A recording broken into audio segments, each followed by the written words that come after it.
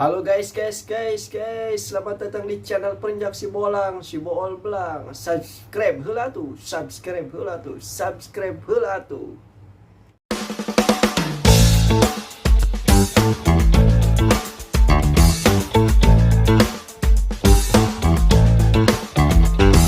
Rumah ibadah saudara-saudara kita non-muslim itu bunyikan toa sehari 5 kali dengan kenceng-kenceng secara bersamaan, itu rasanya bagaimana?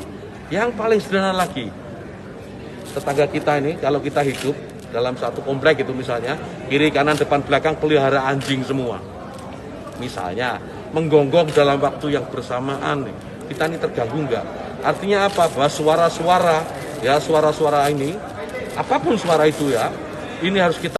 Rumah ibadah saudara-saudara kita non-muslim itu bunyikan toa sehari 5 kali dengan kenceng-kenceng secara bersamaan, itu rasanya bagaimana? Yang paling sederhana lagi, tetangga kita ini kalau kita hidup dalam satu komplek itu misalnya, kiri kanan depan belakang pelihara anjing semua. Misalnya menggonggong dalam waktu yang bersamaan, kita ini terganggu nggak? Artinya apa? Bahwa suara-suara ini, apapun suara itu ya, ini harus kita. Kok bisa ya Menteri Agama mengibaratkan suara azan itu dengan suara gonggongan anjing? Anjing itu najis. Meskipun ada salah satu anjing yang masuk surga ya, itu namanya anjing Kibnir ya. Dalam kisah Ashabul Kahfi itu si anjing itu menjaga 7 pemuda yang ketiduran di gua ya, dan itu sebab masuknya si anjing itu ke surga. Namanya anjing Kibnir. Ya tetap aja sih namanya anjing bagi orang Islam itu najis ya, haram, gak boleh dimakan. Wajar kalau misalkan banyak orang Islam di luar sana yang tersakiti dengan statement Pak Menteri, karena ini kan negara Indonesia mayoritas Islam ya.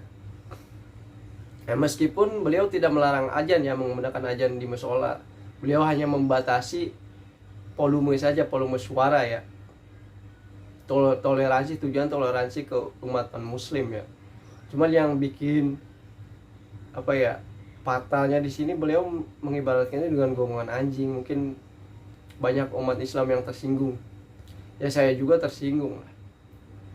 Bingung kalau zaman sekarang tuh bingung. Dulu ada ustadz dalam ceramahnya itu beliau mengatakan bahwa memperingati Maulid Nabi Muhammad itu sama seperti memperingati kesesatan Nabi. Nah, Nabi itu sesatnya di mana? Nabi itu nggak sesat, justru Nabi itu datang ke muka bumi itu diutus untuk menyempurnakan akhlak. Jadi beliau itu salah menafsirkan sih.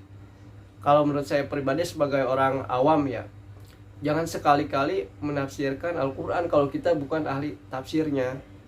Terus ada lagi perempuan lah, anak presiden kalau nggak salah ya. Beliau pernah mengatakan dalam puisinya bahwa suara azan itu lebih merdu dari suara kidung. Suara kidung itu mungkin suara tembang dalam bahasa Jawa atau apapun itu. Saya nggak tahu. Justru kalau menurut saya pribadi ya, suara azan itu lebih indah dari suara apapun, karena suara azan itu kan banyak iramanya ya. Ada irama bayati, ada ros, diharkah ya, ada Mekah dan lain-lain ya. Kalau menurut saya spesial sih ya, kalau saya sebagai orang Islam itu spesial kalau suara azan itu, karena suara azan itu khasnya orang Islam ya. Itu panggilan sholat sih. Karena orang yang lahir aja kalau di Islam itu diajanin. Nanti juga kita kalau mati pasti diajanin. Nah, nanti nih kalau kita bulan puasa nih, orang kebanyakan nunggu azan maghrib, pengen cepet-cepet buka, pengen makan, lapar. Itu spesial. Justru ada orang non muslim yang masuk Islam tuh gara-gara dengerin azan tuh. Ada itu kisahnya, saya pernah nonton tuh, videonya ada. Bingung kalau zaman sekarang tuh, bingung. Banyak peraturan yang justru merugikan masyarakat kalau menurut saya. Mulai peraturan Omnibus Law, udah tahu kerja susah, apalagi menjadi karyawan tetap ya. Kalau menjadi karyawan tetap di sini susah ya, di Karawang ya. Ini dulu aja belum ada peraturan Omnibus Law, jadi karyawan tetap itu susah, apalagi sekarang ada peraturan omnibus law, ya nambah susah aja. Yang ada kerja kontrak. Jadi muncik cara ini mah, kalau ini mah tua di pabrik ya, cek bahasa Sunda mah kolot di pabrik, jadi gawe teh kolot di pabrik gitu. Terus JHT harus diambil di usia 56 kalau nggak salah peraturan baru tuh. Ya percuma kalau ada peraturan pensiun dini, tapi kalau misalkan JHT-nya harus diambil di usia 56 ya sama aja bohong kalau menurut saya ya. Karena namanya umur kita kan nggak ada yang tahu ya, nggak ada yang ngejamin ya kita ya hidup lama enggaknya gitu. Itu kan yang nentuin Allah kalau misalnya umur. Bingung. Ini corona, waduh, corona dari dulu sampai sekarang nih, zaman Hokage pertama sampai Hokage berapa ke-7 nih. Agak hilang-hilang, bingung.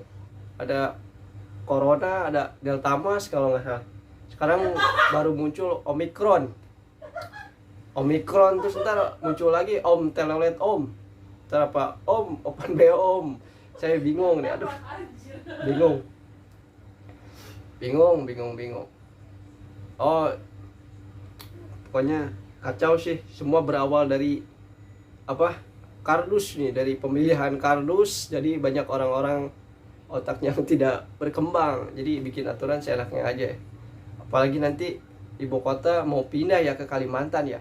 Kalau saya pribadi sih setuju aja sih kalau misalkan ibu kota pindah ke Kalimantan, karena saya nggak kerja di pabrik ya. Mungkin kalau orang-orang pabrik khususnya Cikarang, Karawang atau Purwakarta, mungkin kerugiannya satu sih. Kalau demo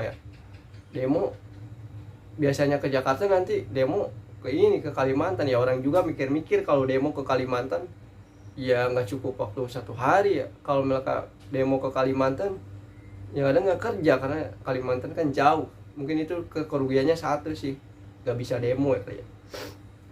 Kalau menurut saya mah daripada bikin ibu kota di Kalimantan, mending uangnya ini aja lah buat ngelunasi utang negara nih. Utang negara masih banyak nih.